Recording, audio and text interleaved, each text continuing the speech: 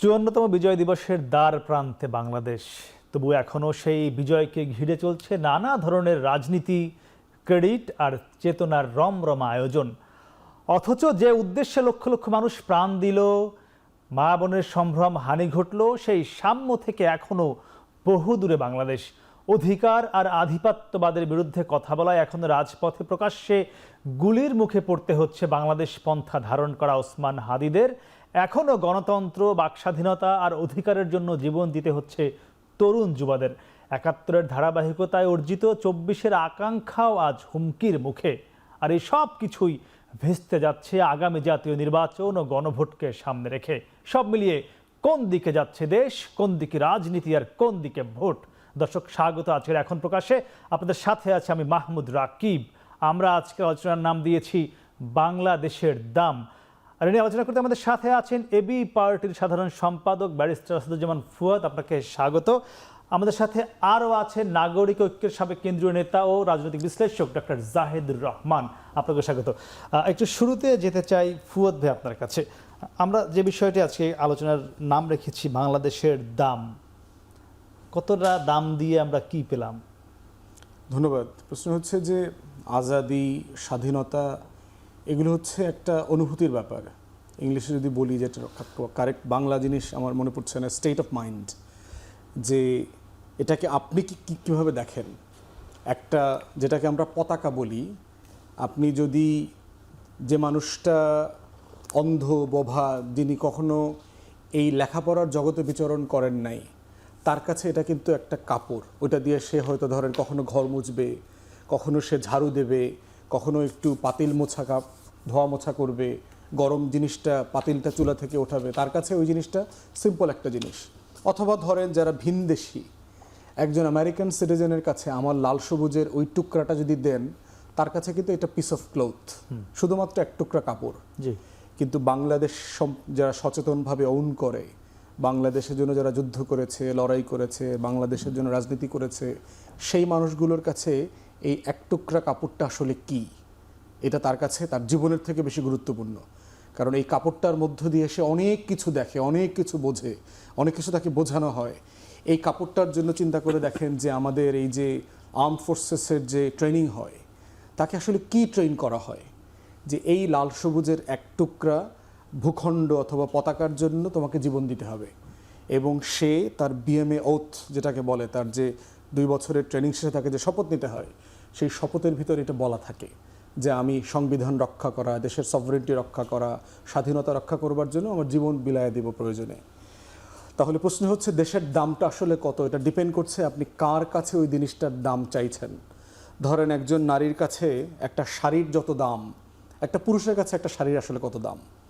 অথবা যেই পুরুষ আপনার ভালো জুতা পরতে পছন্দ করে, তার কাছে একটা শোয়ের যত দাম, যেই বস্তিতে থাকে, যার স্যান্ডেল নাই, একটা বাটা স্যান্ডেলও যার কেনার সক্ষমতা নাই, তার কাছে ওই জুতাটার আসলে কত দাম। তো এই জন্য স্বাধীনতার দামটা কত, বাংলাদেশের দামটা কত, এটা ডিপেন্ড করছে কার কাছে আপনি জিজ্ঞেস করছেন। ধরেন পতিত স্বৈরাচারকে যদি জিজ্ঞেস করেন, দিল্লির কাছে যদি জিজ্ঞেস করেন, বাংলাদেশের জাতীয় নিরাপত্তার হুমকি যারা যারা আছে, ধরেন এই হাসিনা এবং তার যে অলিগার্ক, তার যে গ্যাং, অথবা এসালমের মতো চোর ডাকাত যারা আছে, তাকে জিজ্ঞেস করেন এসালমের কাছে এই বাংলাদেশটার দাম কতটুকু। এসালমের কাছে বাংলাদেশের দামটা হইল 40টা ব্যাংক লুটপাট করার যত পরিমাণ টাকা, অতটুকু। আপনি যদি বসুন্ধরাকে জিজ্ঞেস করেন বাংলাদেশের দাম কত, তো বসুন্ধরা বলবে এই হাউজিং করতে, আমার এই বসুন্ধরা করতে যতগুলো জমি দখল করতে হয়েছে, অতটুকুর দাম হইল বাংলাদেশের দাম। আপনি যদি মেঘনা ফ্রেশ কোম্পানিকে জিজ্ঞেস করবেন, ও বলবে যে মেঘনার চর এবং ঘাট দখল করার জন্য যতটুকু মাটি নিতে হয়েছে, অতটুকু হচ্ছে আমার বাংলাদেশের দাম। যারা চান্দাবাজ, যারা ছাপরি রাজনীতি করে, যারা টোকাই রাজনীতি করে, যারা বালুমহল, জলমহল, হাট ঘাট মাঠ দখলের রাজনীতি করে, ওর কাছে জিজ্ঞেস করবেন বাংলাদেশের দামটা কত, ও তার বাড়ির পাশের নদীর ঘাটের দামটা বলবে যে ওই ফেরিঘাটে 3 কোটি টাকা দাম ওঠে, ওর কাছে বাংলাদেশের দামটা হচ্ছে 3 কোটি। এজন্য যদি কোনো পতাকা বেচে দেওয়া লাগে, আমাকে আপনাকে কাউকে যদি মেরে ফেলার প্রয়োজন হয়, সে মেরে ফেলবে, নিঃসংকোচে মেরে ফেলবে। তো দামের বিষয়টা হচ্ছে বুঝের সাথে, কনসাসনেস, যে আসলে তার বিবেক কতটুকু মাপতে পারে এই দাম। না, কিন্তু এইটাই কি আমাদের মূল আকাঙ্ক্ষা ছিল কিনা? না, আকাঙ্ক্ষা যদি প্রশ্ন হচ্ছে, আকাঙ্ক্ষাটা তো দামটা কিভাবে পরিমাপ করার কথা ছিল? আপনি কি আকাঙ্ক্ষাটা বুঝাইতে পারছেন কিনা জনগণের কাছে?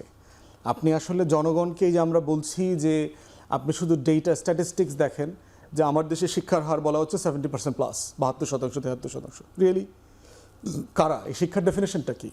ডেফিনেশনটা হচ্ছে টিপসই দিতে পারে অথবা স্বাক্ষর করতে পারে। যে আমি আসবো আবার, জি আসবো। জাহিদ ভাই, দাম নিয়ে আমরা কথা বলছিলাম, বাংলাদেশের দাম।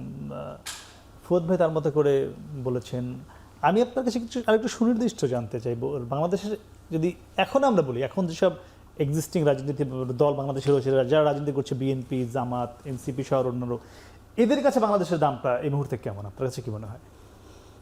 ধন্যবাদ। আমি আসছি, তার আগে দু একটা কথা একটু যোগ করতে চাই। দাম তো আসলে ফুয়াদ ভাই অনেকভাবে দেখালেন, ইটস এ পারসেপশন, সবসময়ই তাই। মানে একটা ডায়মন্ড ওয়াটার প্যারাডক্স বলে একটা কথা প্রাচীনকাল থেকে আলোচিত হয়। মানে সক্রেটিস খুব অবাক হয়ে দেখলেন যে পানি ছাড়া আমরা বাঁচি না, সেই পানির কোনো দাম নাই, কিন্তু যে ডায়মন্ড থাকা না থাকার সাথে আমাদের জীবনে কিছু আসে যায় না, ওইটা এত দামি হয়ে গেছে কেন? So it's A perception. আপনি যতক্ষণ মনে করবেন যে এই ডায়মন্ডটা প্রেশাস, এটা আপনার কাছে প্রেশাস, কদিন পর, যেমন আমার কাছে ডায়মন্ড প্রেশাস কিছু না, কেউ আমাকে নিয়ে একটা বিরাট ডায়মন্ড দিলে আই ডোন্ট বদার, আরেকজনের কাছে এটা একটা বিরাট ব্যাপার। সো পারসেপশনটা এরকম, এবং আমরা এই পারসেপশনগুলো আসলে তৈরি করি, এটা ফ্যাক্ট।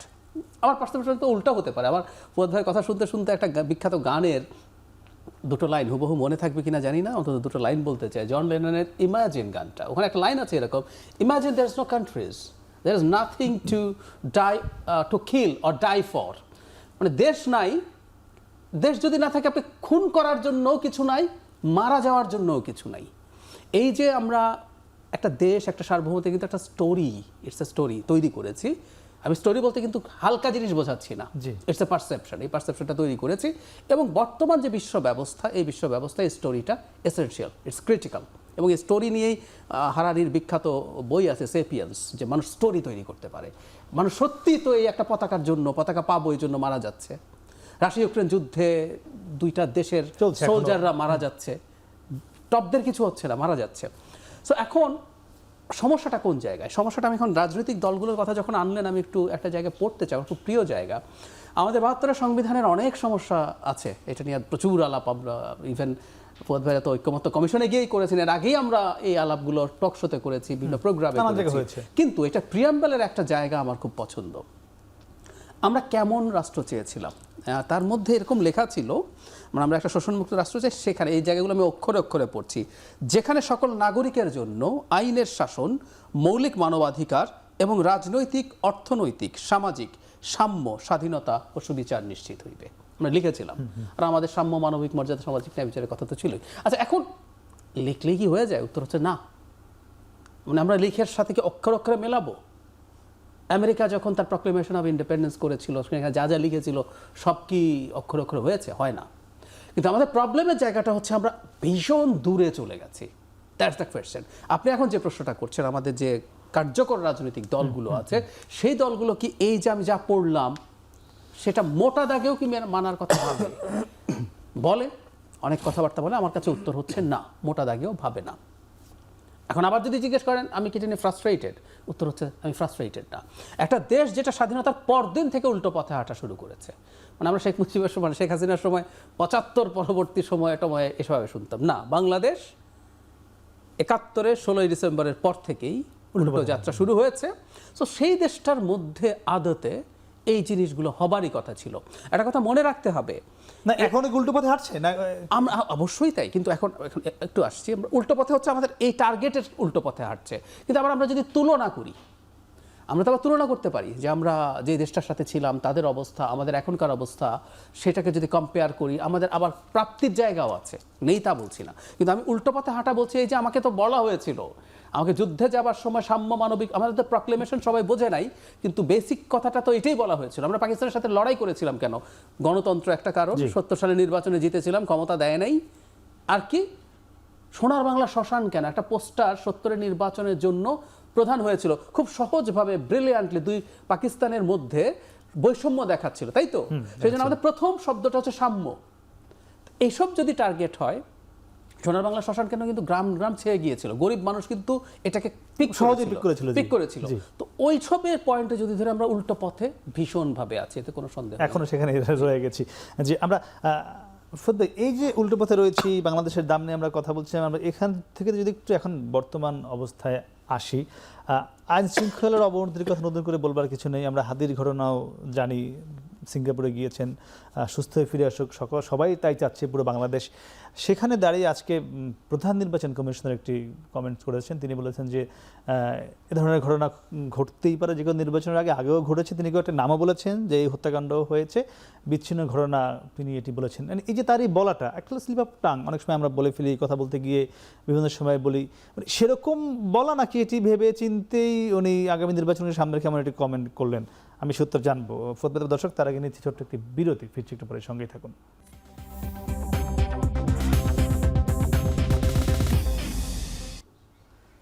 ফিরলাম বিরতির পরে, কথা বলছিলাম বাংলাদেশের দাম নিয়ে। আমরা ছিলাম ব্যারিস্টার ফুয়াদ। আপনার কাছে জানতে চাচ্ছিলাম যে প্রধান নির্বাচন কমিশনার আজকে ফুয়াদের হাদির উপর যে হামলার বিষয়ে কথা বলেছেন, বিচ্ছিন্ন ঘটনা বলেছেন, এটি এই নির্বাচনকে সামনে রেখে আপনারা যারা প্রার্থী রয়েছেন, আপনাদের কাছে বিষয়টি অসময়ের সংকেত মনে হয় কিনা? আপনার উপর একটি হামলার ঘটনা ঘটেছিল আপনার নিজ নির্বাচনী এলাকায়, আরও দুই একটি ঘটনা ঘটছে, এটি শঙ্কা তৈরি করে নাকি বিচ্ছিন্ন ঘটনাই? প্রথম কথা হচ্ছে যে বাংলাদেশে যারা রাষ্ট্রীয় দায়িত্ব পালন করেন তাদের সবার মধ্যেই দেখবেন যে যত সুন্দর করে স্যুট কোট টাই পরে বড় বড় জিপে করে ওনারা আগে পিছনে বাঁশি বাজানো, তারপরে হর্ন বাজানো, পুলিশ ফোর্স নিয়ে তারা আসা যাওয়া, এগুলোকে তারা যত এনজয় করেন, তারা দায়িত্ব পালন করার জন্য এই লেভেলের কেপেবল না। তারা আসলে খুবই অযোগ্য তার জায়গা থেকে, অধিকাংশ লোক। এর মানে আমি বলছি না যে খুব ব্রিলিয়ান্ট, বেস্ট অ্যান্ড ব্রাইটেস্ট আমলা নাই, তা না। আমি পার্সোনালি অনেক আমলাদেরকে চিনি যারা হাইলি ডেপ্রাইভ, তাদেরকে কারেক্টলি এবং তাদের মেরিট ওয়াইজ তাদেরকে সাফিসিয়েন্টলি রিওয়ার্ড করা হয় না। তো এখন এইটা আমাদের দেশের টোটাল অ্যাক্রস দ্য বোর্ড। স্বরাষ্ট্র উপদেষ্টা দেখেন একই রকম রেকলেস কমেন্ট করতেছে, একের পর এক রেকলেস কাজ করে যাচ্ছে। জুডিশিয়ারিতে যে ঘটনাগুলো ঘটতেছে, এই যে শুটার বের হয়ে আসলো জামিনে, প্রায় 80% আওয়ামী লীগের নেতাকর্মীরা গত 1 বছরে 16 মাসে বের হয়ে আসছে জামিনে। এই যে টোটাল কাজগুলো ঘটতেছে, এতে দেখবেন যে পুরো রাষ্ট্র কিন্তু বিব্রত হওয়ার প্রয়োজন ছিল, কিন্তু রাষ্ট্রের কোনো সেকশনের ভিতরে আপনি এই সেন্স অফ এম্বারাসমেন্টটা দেখবেন না যে ওয়েদার তার ভালো পারফর্ম করছে কিনা। দ্বিতীয় কথা হচ্ছে, এইটা হচ্ছে একটা অযোগ্যতার লক্ষণ আর কি, যে আপনি যখন সিচুয়েশন হ্যান্ডেল করতে পারছেন না, অথবা কিভাবে করবেন বুঝে উঠতে পারতেছেন না, অথবা সিচুয়েশনের নিয়ন্ত্রণ নিতে পারছেন না, তখন কি করবেন আপনি? হ্যাঁ, এই যে হাসিনা বললো না যে এই মুক্তিযুদ্ধের এই অমুকরা পাবে না, কোটা পাবে না, রাজাকারের নাতি নাতনিরা পাবে, মানে এইটা তো একটা স্টেটমেন্ট হইতে পারে না। আপনি কোটার পার্সেন্টেজ নিয়ে কথা বলতে গিয়ে আপনি তো একটা ডিফারেন্ট ওয়েতে কথাটা বলতে পারতেন। এটা সে কেন করছে? সে বদার্ড না, সে কাউরে পাত্তা দিল না, মানে এটাই। তাহলে এরা কি পাত্তা দিচ্ছে না? মানে ব্যাপারটা এরকম যে রেকলেস, ইনকম্পিটেন্স, মানে বোথ এই জিনিসটা তার যোগ হয়েছে এখানে। থার্ড হচ্ছে, তারা আসলে আমাদের এই প্রোটেকশনের যে মানে সিকিউরিটির যে জায়গাটা, ঝুঁকির জায়গাটা, এটা আসলে বোঝেন না। এইটা আমরা যারা তৃণমূলে রাজনীতি করছি না, এর বাইরের লোকরা আসলে টের পাবেন না, যারা আসলে প্রাইভেট লাইফ লিড করেন এবং ওনাদের মতো যারা সরকারি জীবনযাপন করেন, হাইলি সিকিউরড অফিসে থাকেন, হাইলি সিকিউরড প্রোটোকল মেনটেন করেন, হাইলি সিকিউরড এলাকায় রেসিডেন্সিয়াল এরিয়াতে থাকেন, সামনে পিছনে পুলিশ প্রোটোকল, এটা নিয়ে যে হাঁটেন, সে তো আসলে এই ঝুঁকিটা বুঝবে না যে সর্বহারার লোকজন, আমার এলাকার রাজনৈতিক প্রতিপক্ষরা সর্বহারার আন্ডারগ্রাউন্ডের লোকজন বাড়িতে পাঠাচ্ছে রে কী করবার জন্য, কখন আসি, কখন যাই, কতক্ষণ থাকি না থাকি, নেক্সট টাইম কবে ফিরবো, এইটা যে একটা ঝুঁকি ক্রিয়েট করতেছে। অথবা 1 সপ্তাহ পরেও কেন আমার উপর যারা আক্রমণ করেছে তাদেরকে ধরবার কোনো আগ্রহ দেখতে পাচ্ছি না প্রশাসনে, তখন সে বোধ করছে যে আসলে তো এগুলো বিচ্ছিন্ন ঘটনা। আরেকজন কমিশনার বলছেন আইনশৃঙ্খলা পরিস্থিতি ভালো আছে, সব কিছু আমাদের নিয়ন্ত্রণে আছে। হ্যাঁ, ওনাদের নিয়ন্ত্রণে আছে মানে হচ্ছে কাগজপত্র নিয়ন্ত্রণে আছে, যেমন কিছু ঘটে নাই। জাহিদ ভাই, এই যে একটি কথা মানে শুনলেন, এর পরিপ্রেক্ষিতে আবার অন্তর্বর্তী সরকার বিবৃতি জারি করলো যে যারা প্রার্থী, সংসদ সদস্য প্রার্থীরা চাইলে প্রোটোকল নিতে পারবে বা লাইসেন্স করা অস্ত্র নিতে পারবে। এটি বলার পরে আবার ওই দিনই ইসি থেকে একজন নির্বাচন কমিশনার বা ইসি বলল যে তাদের সঙ্গে এই বিষয়ে কোনো আলোচনাই হয়নি স্বরাষ্ট্র মন্ত্রণালয়ের। মানে এই যে সমন্বয়হীন নিরাপত্তা দেওয়ার ক্ষেত্রেও আমরা এটি সমন্বয়হীনতা বলতে পারি না, কিন্তু এই অবস্থা কেন? আসি ফুয়াদ ভাই নিজে ইলেকশন করছেন এবং উনি একটা ঝামেলায় পড়েছেন, ওনাকে হামলা করার চেষ্টা হয়েছে। আর খুব খারাপ কিছু হয়নি, কিন্তু যতটুকু হয়েছে আমরা এটাকে খুবই স্ট্রংলি কনডেম করি। সো ওনার জায়গায় ওনার কনসার্ন আমি বুঝতে পারি, ওনাকে আবার যেতে হবে, উনি হুমকির মুখে আছেন। প্রধান নির্বাচন কমিশনের বক্তব্যটা আমি আজকে দেখেছি, আমি কয়েকবার দেখে বোঝার চেষ্টা করেছি উনি আসলে, কয়েকবার দেখেছি ভিডিওটা, আমি বোঝার চেষ্টা করেছি উনি আসলে কী বলতে চান। এটা খুবই রং মেসেজ দিয়েছে, কোনো সন্দেহ নাই, কিন্তু আমার মনে হলো যে উনি ব্যাপারটাকে এক ধরনের আশ্বস্ত করার চেষ্টার কারণে বলছেন। মানে বিচ্ছিন্ন ঘটনা বললে কি হয়, যখন আপনি বলছেন যে এটা একটা পরিকল্পিত ঘটনা, এটার মাধ্যমে নির্বাচন বানচাল করার চেষ্টা হচ্ছে, মজার ব্যাপার সিইসি এটা বলছেন, কিন্তু প্রধান উপদেষ্টা কিন্তু প্রথম রিয়াকশনেই বলেছেন এটা নির্বাচন বানচাল করার চেষ্টা হিসাবে আছে। তো এখন উনি সম্ভবত চেষ্টা করেছেন এটা বলার জন্য, কিন্তু খুবই হালকা ঢঙে বলেছেন, নরমালাইজ করার একটা চেষ্টা। নরমালি না, মানে এটা হতে পারে কিন্তু নির্বাচন হবে, মানে এই যে মানুষকে একটু আশ্বস্ত করার চেষ্টা। কারণ যেন ওসমান হাদি গুলিবিদ্ধ হওয়ার সাথে সাথে আমরা আদৌ কি বুঝি জানি না, প্রাপ্ত তথ্যের ভিত্তিতে অ্যানালিজ করার চেষ্টা করি, কিন্তু আমাদের পরিচিত অনেকেরই মনে করেন হয়তো যে আমরা হয়তো অনেক বেশি বুঝতে পারি। জানতে চেয়েছিলেন এই ঘটনার সাথে সাথে যে এই নির্বাচন কি হবে, আমি এই প্রশ্ন কিন্তু শুনেছি। ফলে ওই কনসার্নটা উনি দূর করতে চেয়েছেন, কিন্তু এটা একেবারেই সঠিক পথ ছিল না। উনি অত্যন্ত হালকা ঢঙে কথা বলেছেন, এটা কোনোভাবেই ঠিক হয়নি। পরে যদি বললাম যে সমন্বয়হীনতা তো আছেই, কারণ এখন নির্বাচন কমিশনের সঙ্গে যদি প্রধান উপদেষ্টা কার্যালয়ে সমন্বয়হীনতা থাকে তাহলে নির্বাচন কোন পথে? নিশ্চয়ই প্রবলেম্যাটিক হবে। কিন্তু আমরা একটা কথা একটু বলে রাখা ভালো, আমরা কতগুলো তাত্ত্বিক কথা বলতে পারি, সেটা হচ্ছে নির্বাচন কমিশনই আসলে এখন পুরো ড্রাইভিং সিটে, এটাই হয়। কিন্তু বাংলাদেশে আমরা বহুদিন থেকে দেখছি, এই কারণে তত্ত্বাবধায়ক সরকার নিয়ে আমরা দীর্ঘদিন আলোচনা করেছি, এখনো পুরো সুরাহা হয়নি, কিন্তু তত্ত্বাবধায়ক সরকার লাগবে, এটা সব দল একমত হয়েছে। কারণটা কি? কারণ এখানে সরকারও খুব সিরিয়াসলি ম্যাটার করে। সো আমি মনে করি যে নির্বাচন কমিশন এবং সরকারের এই সমন্বয়হীনতা দূর হতে হবে। যেটা আলটিমেট সাধারণ করতে চাই, বিএনপির ভারপ্রাপ্ত চেয়ারম্যান বারবার যেখানে বলছেন যে নির্বাচিত হলে একটি জাতীয় সরকার করবেন, ঐক্যের কথা বলছেন, একসাথে চলবার কথা বলছেন, সেখানে আজ জাতীয় কেন্দ্রীয় শহীদ মিনারে ওসমান হাদির উপরে হামলার প্রতিবাদে একটি সর্বদলীয় প্রতিরোধ সমাবেশ ছিল, সেখানে বিএনপি যায়নি। এটি কি সঠিক সিদ্ধান্ত ছিল? বিএনপি একেবারেই সঠিক সিদ্ধান্ত ছিল না। আমি মনে করি বিএনপির উঁচু পর্যায়ের সর্বোচ্চ পর্যায়েরই কোনো একজন নেতা যারা দেশে আছেন, তাদের যে কোনো একজন এখানে যাওয়া খুবই জরুরি ছিল। একটি অনুষ্ঠান করছিলেন ইঞ্জিনিয়ারিং ইনস্টিটিউটে, খুব কয়েকশো গজ দূরে। সর্বদলীয় বলা হয়েছে, এবং ওসমান হাদির যে প্রতিষ্ঠান, এটা একটা আসলে ঠিক রাজনৈতিক বা সামাজিক সংগঠন বলবো, ইনকিলাব মঞ্চ, এই মঞ্চে সবাই যখন গেছে, বিএনপির একজন প্রতিনিধি যাওয়া, তার সলিডারিটি দেখানো আমি মনে করি খুবই জরুরি ছিল। বিএনপিটা ভুল করেছে। মানে এই মুহূর্তে এই ধরনের সিদ্ধান্ত, এটা কি মির্জা আব্বাসের সঙ্গে যেহেতু একটি ঘটনা ঘটেছিল তারপর রেশ? আমি একটু যদি বলি, আসলে মির্জা আব্বাসের সাথে যেটা ঘটেছে, বিএনপি ম্যাচিওরড ওয়েতেই সেটা সামাল দিয়েছে। মির্জা আব্বাস এটা নিয়ে কনফ্লিক্টে যাননি, এবং কিছু ভুল বোঝাবুঝি হতে গিয়েও সেখানে সরে এসছে। আমাদের মনে আছে মিস্টার রুহুল কবির রিজভী একটা ফেক ছবি, এআই জেনারেটেড ছবি নিয়ে উনি দুঃখ প্রকাশ করেছেন। আবার আমরা সাদিক কায়েমকেও পরে দেখেছি মির্জা আব্বাসকে নিয়ে যেটা করেছেন। So it's a very good sign. So এগুলো মিটে গেছে। আর একটা কথা বারবার বলতে হবে, এখন দীর্ঘ আলোচনার সুযোগ নাই, আমি খুব ফাস্ট কয়েকটা কথা বলি। আরব স্প্রিংয়ের কয়েকটা দেশে গৃহযুদ্ধ শুরু হয়ে গিয়েছিল, ওরা সরকার পতন প্রাথমিকভাবে করতে পারে নাই। সিরিয়াতে, লিবিয়াতে এবং ইয়েমেনে। যেগুলোতে হয়েছিল মিশরে এবং তিউনিসিয়াতে, মিশর তো একেবারে এখন মিলিটারি সরকারের অধীনে, তিউনিসিয়া তো শেষ পর্যন্ত নানান চড়াই উতরাইয়ের পর প্রায় বেনালি একজন কাইস সাইদ প্রায় বেনালি হয়ে গেছেন। কারণটা কি জানেন? দুইটা দেশে কেন এই ঘটনা ঘটেছে? অভ্যুত্থানের শক্তিগুলো পরস্পরের মধ্যে ফাইট করতে করতে এই দুটো দেশে একদম একই ঘটনা। বাংলাদেশে সেদিকেই মনে হয় নির্বাচন হয়েছে, সেজন্য আমি বলছি সেদিকে আমরা যাক চাই না, আমাদের এটা শেখার আছে। সর্বোচ্চ সংযম মনে হচ্ছে সেদিকে যাচ্ছি আমরা না যাই। ফরিদ ভাই, আজকে আমরা যতগুলো বিক্ষোভ দেখলাম, আজকে অনেকগুলো ঢাকায় বিক্ষোভ হচ্ছে ওসমান হাদিকে কেন্দ্র করে, সেখানে আমরা দেখলাম যে ভারত বিরোধী নতুন করে কথা আসছে, তরুণ যারা রয়েছে, নেতৃত্ব রয়েছে, এবং সেখানে আগামী কয়েকটা 2-3টা ডেট দেওয়া হয়েছে। ভারতীয় দূতাবাস ঘেরাও করা হবে 25 তারিখের মধ্যে। যদি এই করা না হয়, বাংলাদেশে ভারতীয় সকল প্রতিষ্ঠান যাতে সেগুলো আর ব্যবহার উপযোগী না থাকে বা সেগুলো যাতে অ্যাক্টিভ না থাকে, তার জন্য তারা দাবি তুলেছে। হঠাৎ করেই কি ভারত বিরোধিতা আবার শুরু হলো কিনা ওসমান হাদির এই হামলার কারণে, বা ওসমান হাদির হামলার সঙ্গে ভারতের কোনো কানেকশন আপনারা খুঁজে পান কিনা? আমি সেই উত্তরটা জানবো। দর্শক, তার কাছে আমরা ছোট্ট একটি বিরতি, ফিরছি সঙ্গে থাকুন।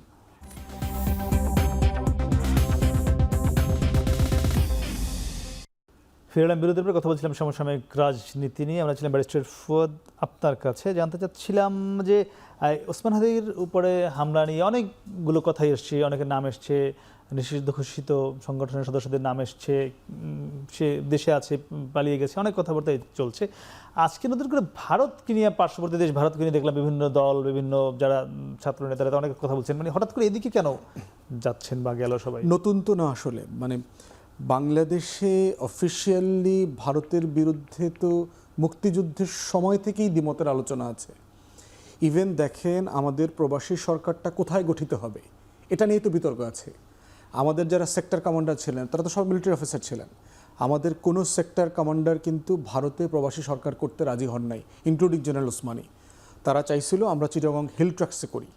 এই জায়গাটা গহীন জঙ্গল, আর্মস ক্যারি করা, এদিকে সেদিকে যদি কারো সাপোর্ট লাগে ভারতের অংশ থেকে তাহলে সেটা আমরা ইজিলি করতেই পারবো, এমনিতেই করতে পারবো। যদি বার্মা থেকে নেওয়া লাগে সেটা করতে পারবো, এবং আমাদের একটা সেফগার্ড থাকবে এই জায়গাটাতে। মাওলানা ভাসানী চেয়েছিলেন এটা লন্ডনে করতে। আমরা স্বাধীন হব কিন্তু দিল্লির আধিপত্যবাদকে মেনে নিয়ে স্বাধীন হইতে চাই নাই। তাহলে মাওলানা ভাসানী কেন বলেছেন? মাওলানা ভাসানী বলেছেন আমাদের প্রবাসী বাংলাদেশি কমিউনিটি সবচেয়ে বড় হচ্ছে লন্ডনে, আর্থিক সাহায্য সহযোগিতা লাগবে, আন্তর্জাতিক সমর্থন লাগবে বিদেশিদের, জাতিসংঘ থেকে শুরু করে, সেটা আমরা লন্ডন থেকে পাবো। তাহলে ভারতের প্রশ্নে আমাদের দ্বিমতের জায়গা তো মুক্তিযুদ্ধ চলাকালীন অবস্থায় ছিল। নভেম্বর মাসে বেড়ে গেল না, যেটা হচ্ছে যে এটা ভিজিবল হয়েছে। আওয়ামী লীগের আমলেও মানুষ ইকুয়ালি প্রচণ্ড ভারত বিদ্বেষী ছিল, এটা আপনি প্রকাশ করতে পারেন নাই। ভয়ে র্যাব, খেলাধুলার ক্ষেত্রে ডিজিএফআই, এনএসআই, গুম খুনের কারণে হয় নাই। আমাদের নদীর পানি আমাদের হিস্সা থেকে বঞ্চিত করা হচ্ছে, সীমান্তে হত্যা করা হচ্ছে। কিন্তু এখন যদি ভারতীয় দূতাবাস ঘেরাও করা হয় কিংবা অন্যান্য জায়গায় ঘেরাও করে, এটা কি ভালো হবে? কোনো সমস্যা নাই তো। এই মানে এগুলো তো অনেক কমে গেছে। আমরা যখন ছাত্র রাজনীতি করছি, জাহিদ ভাইয়ের মনে থাকার কথা, এই বামপন্থীরা গিয়ে আমেরিকার দূতাবাস ঘেরাও করে, তারপরে ভারতের দূতাবাস ঘেরাও করে, এগুলো তো খুব নর্মাল। জাসদ ভারতের দূতাবাস অ্যাটাক করছে না, লোক মারছে এগুলো নর্মাল হবে এখন এই মুহূর্তে?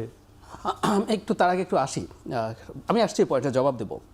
মানে যে ভারতের প্রবলেমটা কি, আগুনে ঘৃতাহুতি বলে না, আগুন জ্বলছিল, একটা সাস্টেইনড আগুন, মানে আপনি আবার ঘি দিচ্ছেন, আগুনটা বেড়ে যায়। গতকাল ভারত সরকারি একটা স্টেটমেন্ট দিয়েছে, খেয়াল করেছেন? বাংলাদেশ তাদের হাই কমিশনারকে ডেকে 2-3টা কথা বলেছে যে তোমার মাটিতে বসে হাসিনা সংঘাত উস্কে দিচ্ছে, নির্বাচন বানচালের চেষ্টা করছে, ওকে এটা বাধা দাও। হাসিনা এবং স্বরাষ্ট্রমন্ত্রী সাহেব কামাল সাহেব তাদেরকে ফেরত দাও, আর এই সন্ত্রাসীরা যদি ভারতে যায় আমাকে ফেরত দাও। আচ্ছা, এখন বাংলাদেশের মাটিতে, ভারতের মাটিতে বসে বাংলাদেশের বিরুদ্ধে কোনো কাজ হয় না।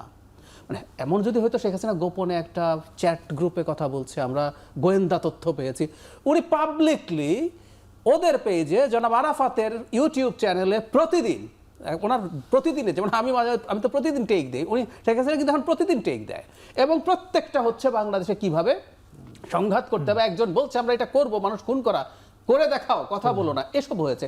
এরপরও ভারত বলছে তাদের মাটিতে বসে কিছু হচ্ছে না। তো প্রবলেমটা কোন জায়গায়? সে 71 থেকে বলি, আর ইভেন আমরা শেখ হাসিনার পতনের পরের কথাও যদি বলি, আমি এই প্রসঙ্গে একটু যোগ করতে চাই। কিছুদিন আগে শেখ হাসিনার যে রায়ের পর শ্রীরাধা দত্ত, মানে উনি ভারতীয় একজন ইন্টেলেকচুয়াল, একটা ইউনিভার্সিটি টিচার, বাংলাদেশ ইস্যুতে প্রচুর কথা বলেন, লেখেন এবং ডিপ স্টেটের সাথে কানেক্টেড। তিনি শেখ হাসিনাকে অ্যাকিউজ করছেন যে শেখ হাসিনা যে উস্কানি দিচ্ছেন ওই যে রায় নিয়ে আগুন জ্বালানো হচ্ছে, যে উনি এগুলো করছেন এবং তার চলে যাওয়া উচিত পদ থেকে, এগুলো শ্রীরাধা দত্ত বলছেন, আমি বলছি না। তো সেই ভারত যখন আপনার সামনে এই মারাত্মক রকম ডিনায়াল, যেটা একেবারে আপনার চোখের সামনে, আপনি এখনই ইউটিউবে ঢুকে শেখ হাসিনা বাংলাদেশে দেখা যায়, তো এই যখন প্রেক্ষাপট হয় তখন খুব স্বাভাবিকভাবেই মানুষ এগুলো করবে। এবং এই যে দূতাবাস যে ঘেরাওয়ের কথা, দূতাবাস ঘেরা একটা প্রতীকী ব্যাপার, এটা এমন কিছু না যে আপনি আসলে ওখানে চলে যেতে পারবেন, ওখানে হামলা করতে পারবেন, এগুলো এত ঠিক একইভাবেই ভারতের যেমন আপনি কথা বললেন, ঠিক একইভাবে দেখি আমাদের যারা বাংলাদেশের বলা হয় সুশীল সমাজ বলা হয়, আমরা যেমন একজন আজকে সিনিয়র সাংবাদিক আনিস আলমগীরকে আজকে গ্রেফতার করে রিমান্ডে নেওয়া হলো 5 দিনের। এই যে এদের বিরুদ্ধেও একটা জনমত তৈরি হয়ে যাচ্ছে অনেক বাংলাদেশে, আপনি নিশ্চয়ই খেয়াল করবেন। নিশ্চয়ই, মানে এটি আসলে দোষটি কোন দিকে বলবেন, কারা আসলে এখানে? আচ্ছা, প্রথম একটা কথা মনে রাখা দরকার, জনমত মানেই সবসময় সহি কথা না। ভারতে তো জনমত তৈরি করতে বিজেপি প্রস্তুত হয়েছে যে মুসলমানরা ভারতকে শেষ করে দিচ্ছে, সো মুসলমানকে শেষ করে দাও, দলিতদেরকে শেষ করে দাও। দলিতরা টেকনিক্যালি হিন্দু কিন্তু তাদেরকেও, সো জনমত তৈরি হয়েছে। সো জনমত তৈরি হওয়া মানেই কিন্তু ওটা সত্য বা সঠিক ব্যাপার না।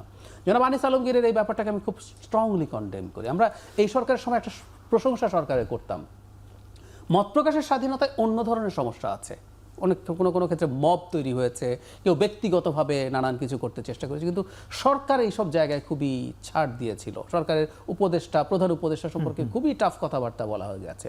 কিন্তু জনাব আনিস আলমগীরকে একটা যে মামলার কথা বলা হয়েছে, আমি এটা কোনোভাবেই গ্রহণ করি না। মামলাটা দেয়া যায়, ফুয়াদ ভাই না, অনেকে বলে যে এবার উস্কানি দেওয়া হয়, এই একদম উস্কানি তাই। দেয়। উনি আসলে মূলত কি করেছেন, উনি আওয়ামী সিম্প্যাথাইজার, কোনো সন্দেহ নাই। ওনার সাথে আমরা টকশো করেছি, দ্বিমত করেছি, ফাইট করেছি, ঝগড়াঝাটিও হয়েছে। অনেকে নিয়ে এই প্রশ্নগুলো রয়েছে। তো সুতরাং তাদের কথা বলার জায়গাটা রাখতে হবে। মানে আমি এটুকু বলি, শুধু আমরা খুব গণতন্ত্রের কথা বলি, তো গণতন্ত্র মানে হচ্ছে এমন মানুষের সাথেও থাকা যাকে আপনি আসলে কোনোভাবেই সমর্থন করেন না, গ্রহণ করতে পারেন না। জি, জি। উনি যতক্ষণ পর্যন্ত আইন দ্বারা নির্ধারিত কোনো ক্রাইম না করছেন, তার বক্তব্যকে ক্রিমিনালাইজ করা যাবে এই না। যাদের কথা নিয়ে আমরা কথা বলছি, তারা কি আইন দ্বারা নির্ধারিত বিষয়ের মধ্যে আছেন, নাকি আইন অমান্য করেও কথা বলছেন? আমি আবারও সে উত্তর জানবো দর্শক, তার ছাড়া ছোট্ট একটি বিরতি, ফিরছি খবরের সঙ্গে থাকুন।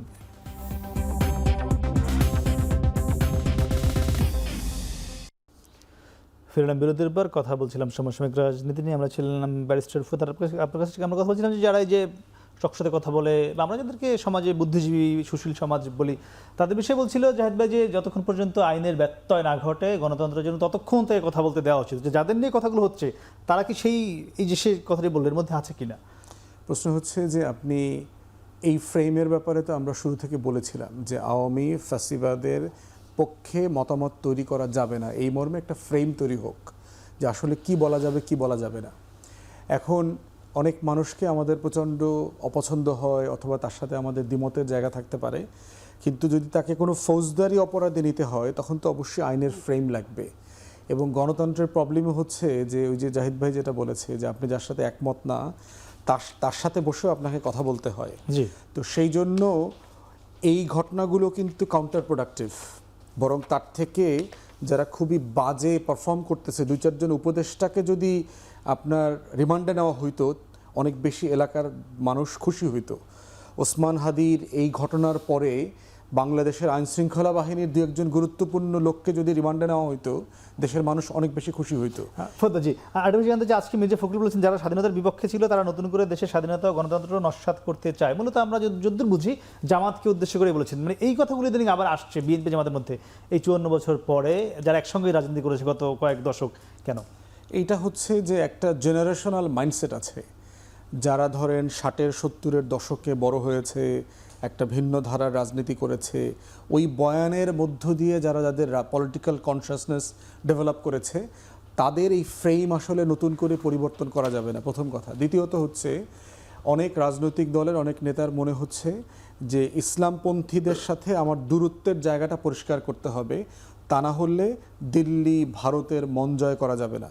থার্ড হচ্ছে আওয়ামী লীগের ভোট। কিন্তু এদিকে ভোট বাড়বে, আওয়ামী লীগের ভোট, আওয়ামী লীগের যে তৃণমূলের ভোট আছে, তারা বোধ করছে যে মৌলবাদীদের বিরুদ্ধে, জামাতের বিরুদ্ধে কথা বলে 71 এসে টেনে নিয়ে আসলে এই সেকশনের ভোটটা হয়তো আমি এনশিওর করতে পারবো যে এটা আমার বক্সে আসবে। এগুলো কাজ করতেছে, কিন্তু 24-এ কিন্তু বাংলাদেশ বদলে গেছে। অতীত কচলানোটা মানুষ খুব বেশি পছন্দ করে না তরুণরা। অতীত কচলালে ভোট বাড়বে কিনা? বাড়তে পারে, আমি আবার একটু দ্বিমত করি। সেটা হলো ছোট করে, মানে এগুলো কেন আসছে আবার, এটা যে শুধুমাত্র অনেক গভীর পরিকল্পনার বাইরে। আপনি যখন রাজনৈতিক প্রতিদ্বন্দ্বী থাকে তাকে আপনি চেষ্টা করবেন তাকে ঘায়েল করতে হবে। ঘায়েল শব্দটাই বলছি, আমাদের দেশে এগুলোই করে না। ধরুন জামায়াতে ইসলামী একটা সরকারের অংশ ছিল, সেই সরকার 5 বার দুর্নীতিতে চ্যাম্পিয়ন হয়েছে বলে আলাপ মাঠে এনেছে। ওর নৈতিক কোনো অধিকার কিন্তু নেই, তাদেরকে পদত্যাগ করে ফেলে নাই যে 2-50 সরকারে আমরা থাকবো না। হ্যাঁ, তারা এটা করেন নাই। এবং এই তথ্যটাও ভুল, কিন্তু এটা শেখ হাসিনার তথ্য। আমরা এগুলো অনেক ডিবাঙ্ক করছি শেখ হাসিনার সময়, ফুয়াদ ভাই সহ। তো এইগুলো এইসব কারণে এখন ভোটের হিসাব আসলে দিনের শেষে দলগুলো এটা করবে। এখন আমি যেটা মনে করি যে 71কে নিয়ে আসলে নতুন সমস্যা যেটা তৈরি হয়েছে সেটা হলো নতুন করে 71কে নিয়ে প্রশ্ন উত্থাপিত হয়েছে। সমস্যা নেই তাতে, এই কারণে আবার পাল্টা কথাগুলো আসছে।